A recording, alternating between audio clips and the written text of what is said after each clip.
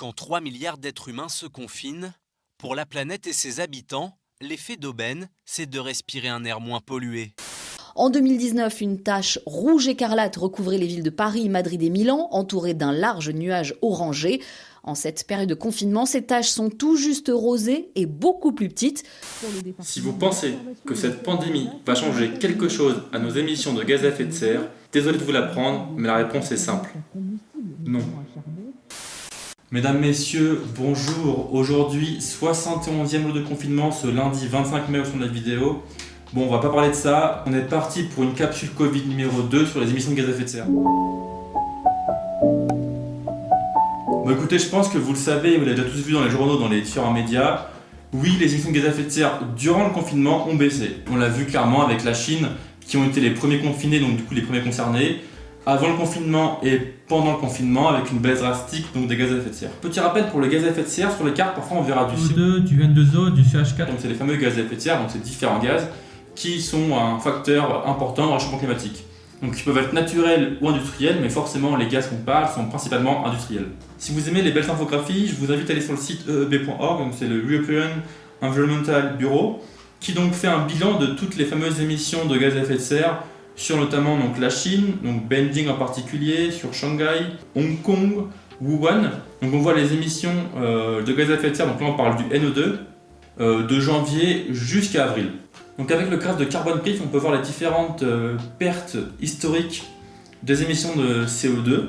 Donc il y a eu notamment la crise financière, la grippe espagnole, la crise énergétique, la récession, la Seconde Guerre mondiale évidemment. Et enfin on arrive aux impacts estimés de ce fameux coronavirus. Donc on se rend compte premièrement que ça va être la plus grande perte de CO2 mondiale jusqu'alors, que cette perte va être d'environ 4%. On se rend compte que la plus grosse baisse des émissions de CO2 est due à l'arrêt, ou du moins à la diminution, de la consommation de pétrole en 2020. Autre exemple très concret de la diminution des gaz à effet de serre suite au confinement, on peut prendre l'exemple du Japon avec les 6 plus grosses industries du charbon.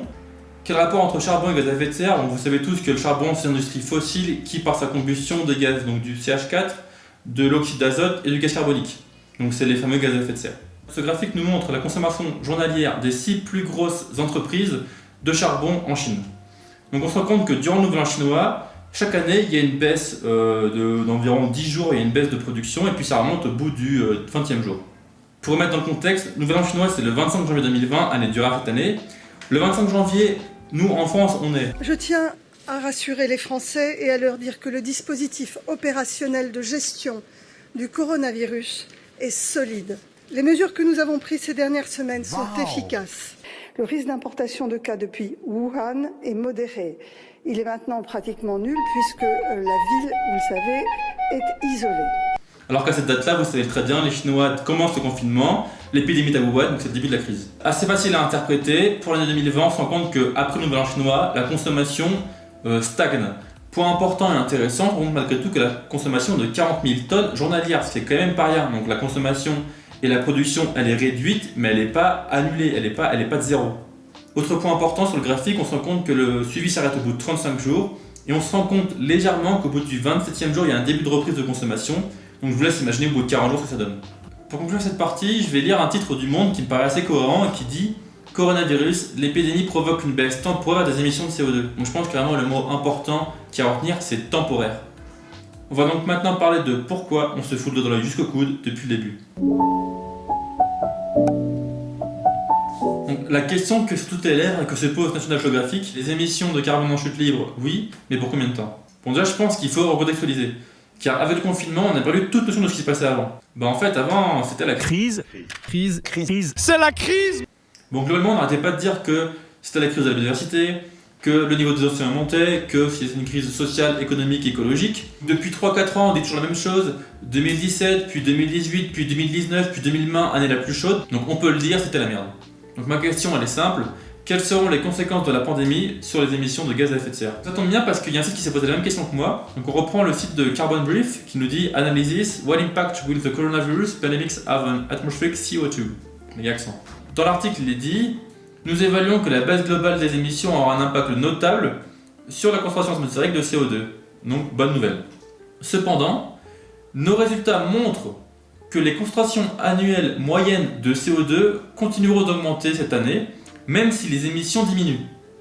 Donc phrase la plus importante à retenir, donc il y aura malgré tout une augmentation de la concentration de CO2 dans l'air, malgré une production qui est réduite. Et là tu vas me dire, dis donc Jamy, mais Vincent, pourquoi ça va augmenter si tous les graphiques montrent une diminution? Et là je te dirais, erreur fatale. Pourquoi? En fait, c'est pas une diminution, c'est une augmentation moins rapide. Et ça change tout en fait. En fait, c'est pas une perte de production, c'est juste un ralentissement. Et c'est là tout le détail qui fait toute la différence. ah d'accord Jamy. Donc pour vous illustrer ça, c'est très simple, je vous laisse un graphique donc, qui nous montre la concentration atmosphérique de CO2 en ppm, donc c'est en parties par million. Donc on se rend compte que sur ce graphique, donc, qui est de 2018 à 2020, que donc il y a une augmentation progressive et sinusoïdale, et qu'il y a des gros pics, notamment en juin-juillet. Donc ça c'est, je pense, dû au tourisme, au voyage, et donc plus de production, plus de consommation, et donc plus de pollution, et finalement plus de CO2 dans l'air. Donc pour 2020, on a deux couleurs, rouge et bleu. La ligne rouge, c'est la ligne qui est prévisionnelle normale, donc sans le confinement, et la ligne bleue, c'est la ligne prévisionnelle avec le confinement.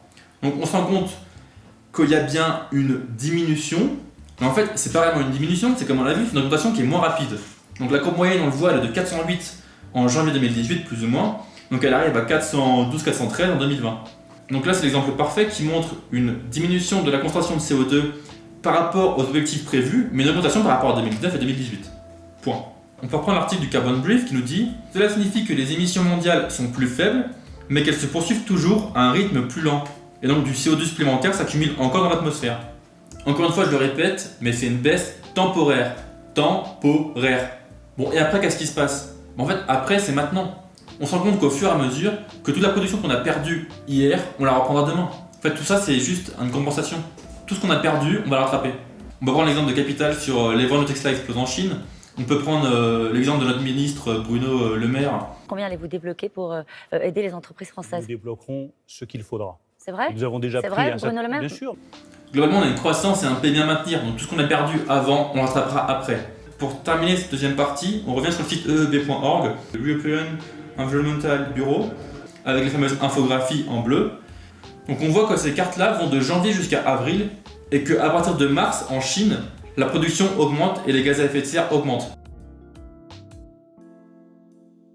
Encore une fois, je le répète, mais c'est une baisse temporaire. Dernière partie bonus. Pour faire un parallèle, je ne sais pas si vous vous rappelez de la COP21 qui a lieu à Paris en 2015. Donc c'est un événement magique où tous les plus grands chefs d'État du monde se regroupent autour d'une table et après 2 semaines, tout le monde se tape dans la main, tout le monde est content et chante sur une langue bretonne. Ce que je veux dire, ça à prendre avec des pincettes, mais ça reste un estimateur. Donc on l'a vu sur mes graphiques qu'il y aurait une baisse environ de 5-6% à l'échelle mondiale. Certains articles, et donc l'Agence internationale de l'énergie anticipe une émission de 8% pour 2020. Et donc pour la France, on estime une baisse d'environ 30% depuis le début de la crise. Encore une fois, on parle que des CO2 et pas de tous les gaz à effet de serre. Mais je vous rappelle l'article de la COP21 qui dit une diminution de 40% des gaz à effet de serre d'ici 2030. Je vous laisse imaginer le nombre de confinements qu'il faut faire pour atteindre cet objectif, mais pour le moment, ça me paraît inimaginable.